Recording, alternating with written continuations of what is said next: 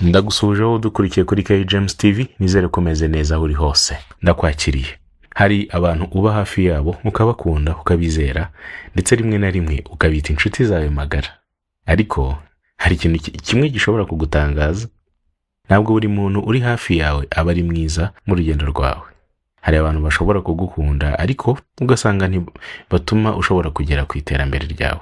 Hari n'abandi bashobora kugusekera cyangwa se ukabona mubanye neza, ariko imbere yabo bakaba batifuza ko ukomeza kurenza aho ugeze. Gusa kandi nanone ikibazo si ukubamenya, ikibazo ni ukumenya igihe cyo kubashyiriraho intera cyangwa se kubashyiriraho umupaka wabo batagomba kurenga. Uyu munsi ndakwereka abantu 7 ugomba kwitandukanya nabo cyangwa ukabagabanyiriza umwanya niba koko ushaka kugera kure mu buzima bwawe. Ariko mbere yuko dutangira, ndashaka ko wibaza ikibazo kimwe gusa. Ese abantu uzagabanyiriza igihe cyangwa se ugereranyije abantu uha umwanya wawe buri munsi bagufasha kugera ku wo ushaka kuba we cyangwa bagusubiza inyuma? Reka dutangire. Umuntu wa 7 uhora agusuzugura, ubwo ni ku mwanya wa 7. Uyu ni umuntu uhora akubwira ibyo ukora bidafite agaciro. Iyo umubwiye igitekerezo cyawe aragusubiza ati ntibizakunda, wowe se wabishobora. Abantu nk'abo, cyangwa se akongera akakubwira ngo abantu nkawe ntibagera kuri ibyo.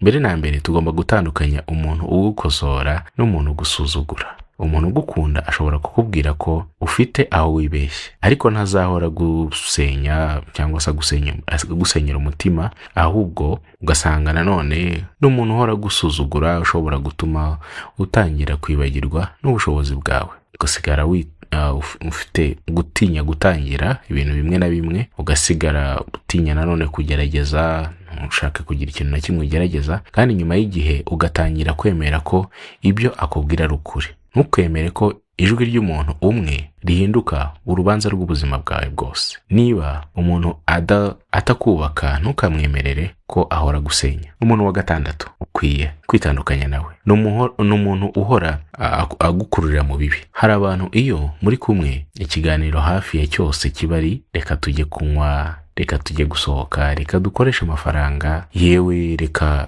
ibyo bintu byo gukora, kandi buri gihe ushaka gukora ikintu kigufasha gutera imbere akakubwira ati uzabikora ejo wana. Ikibazo ntabwo ari ukunezerwa, kwishimisha nabyo ni ingenzi, ariko umuntu ukumenyereza ubuzima bwo kutagira discipline, kutagira gahunda no guta igihe, ugomba kwitondera uwo muntu, kuko rimwe na rimwe umuntu ntagusenya rimwe, agusenya mu tuntu duto twa buri munsi. Umuti w'uyu muntu ntabwo buri gihe ari ukumwanga, rimwe na rimwe ni ukumushyiriraho intera. Umuntu wa 5 ugomba kwitandukanya nawe ni umuntu utishimira iterambere ryawe. Uyu muntu ni mubi cyane kuko ashobora no kuba ari we muntu wa hafi. Iyo utangiye kubona amafaranga arakubaza ati wayakuye he? Iyo utangiye umushinga turabona uzabishobora. Yewe waba ubonye akazi keza ni nkaho uri kugira amahirwe gusa. Iyo utsinzwe ntabwo ubona akwishimiye. Iyo utsinzwe akishima, ndetse waba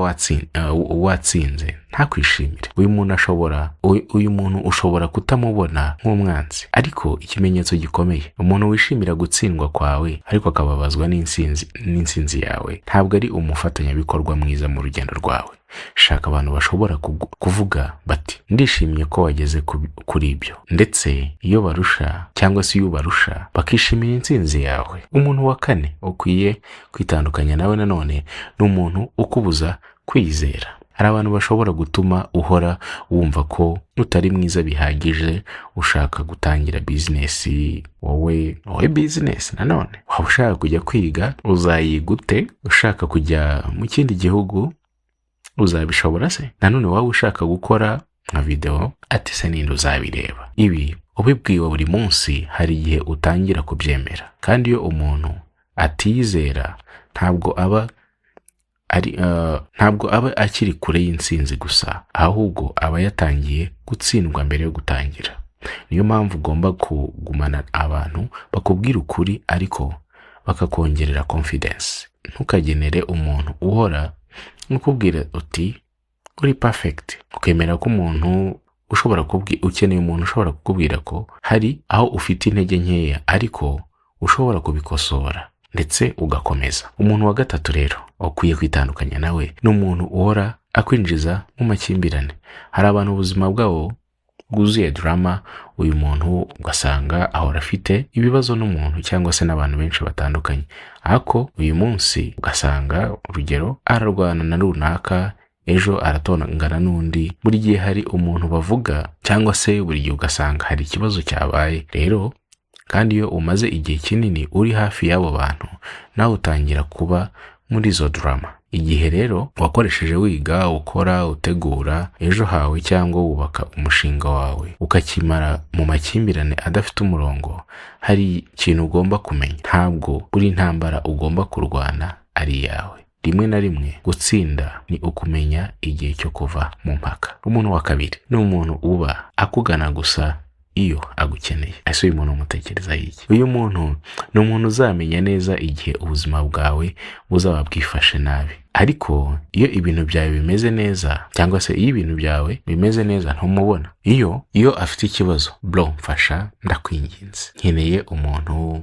Ariko iyo wowe ufite ikibazo ntawitaba, yewe iyo utangiye gutera imbere aragaruka. Iyo ufite amafaranga akakubona, iyo ukeneye ubufasha ukamubura. Icy'ingenzi rero hano ntabwo ari ukwirinda gufasha abantu. Fasha abantu pe uko ushoboye, ariko wige gutandukanya umuntu ushaka ko mugendana n'umuntu ushaka kugukoresha mu rugendo rwawe. Ubushuti bwiza ntabwo bushingiye gusa ku cyo wowe ushobora kubona ku wundi, ahubwo bishingiye ku kuba umwe ahari no mu bihe byiza cyangwa se no mu bihe bikomeye. Umuntu wa mbere muri ba bantu 7 ukwiye kwitandukanya nawe: umuntu utubaha intego zawe. Uyu ni umuntu wa mbere, kandi ushobora gusanga ari we muntu ukeneye kurusha abandi. Iyo uvuze uti ndashaka kwiga, arakubwira ngo reka ibyo byihorere rwose. Iyo uvuze uti ndashaka gutangira business, arakubwira ngo ubuzima ntabwo ari business, reka waba utakoze business. Iyo uvuze uti ndashaka kubaka channels, uburyo nabona amafaranga mu buryo butandukanye, agaseka. Iyo umuntu ahora agushyira kure y'intego zawe, ugomba kwitonda, kuko abantu bamwe bashaka ko uguma ahantu bari. Si uko waba wabangamiye, ahubwo ni iterambere ryawe rishobora gutuma wumva ko nabo bagomba guhinduka. Ariko ntushobora kugera ku rwego rushya rw'ubuzima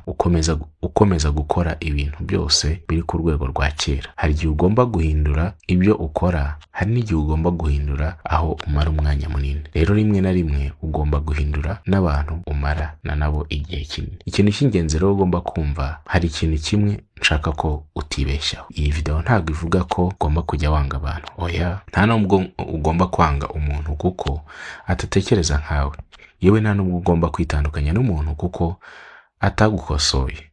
Ikindi, nta nubwo ugomba kwanga inshuti yawe kuko ifite intege nkeya. Icyo tuganiraho ni boundaries, kumenya uwo uha umwanya ndetse n'umwanya umuha ungana iki. Hari abantu ushobora gukunda ariko ntubabwire buri kintu cyawe cyose. Hari n'abantu ushobora kubaha ariko ntubagire inama zawe za buri munsi zose. Hari n'abantu ushobora gufasha ariko ntubemerere kuyobora ubuzima bwawe. Kuba umuntu mwiza ntabwo bivuze ko ugomba guha buri muntu wese access yuzuye ku buzima bwawe. Rero message ikomeye nshaka ko umenya uyu munsi ni iyi ngiyi: ninde muri aba bantu 7 wumva ko ushobora kuba ufite hafi yawe, cyangwa se hari undi muntu utari kuri uru rutonde wumva ko ashobora kuba yabuze cyangwa se kuba yakubuza kuba watera imbere. Andika igitekerezo cyawe muri comment, kandi wibuke n'iki ngiki: niba ushaka ubuzima bushya, rimwe na rimwe ugomba kugira amahitamo mashya. Abantu ukikije bashobora kutakubaka gusa, bashobora no kugena uwo uzabaho. Hari abantu bakubwira ukuri, yewe abo ugomba kubahitamo. Ikindi, hitamo abantu bakwishimira iyo utsinze. Hitamo abantu bagutera gukora cyane, ndetse uhitemo abantu bakwibutsa ko ushoboye kandi cyane. Rero nanone zirikana iki ngiki: wibuke nanone guhitamo abantu bagufasha kuba umuntu mwiza kurusha uwo wari uri ejo. Niba video hari ikigufashije, isangiza umuntu wumva uyikeneye rwose. Kanda kuri subscribe kuri KJames TV, ukandi no kuri notification kugira ngo udacikwa n'amasomo meza akurikira tuzayatuganiraho. Tuzongera guhura mu yindi video itaha. Murakoze cyane kubana natwe kuri KJames TV.